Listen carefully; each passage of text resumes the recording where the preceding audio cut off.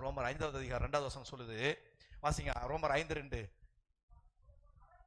அவர் மூலமாய் இந்த கிருபையில், எது கிருபை?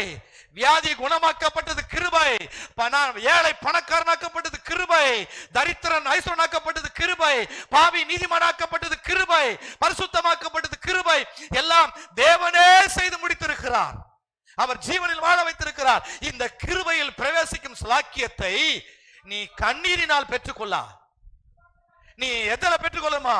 விசுவாசத்தினாலே என்ன பண்ணணும்? நீ பெற்றுக்கொள்.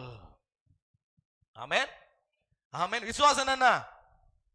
நம்பப்படுகிறவைகளின் உறுதியும் சுகத்தை ஆண்டவர் கொடுத்தார் நம்புறேன்.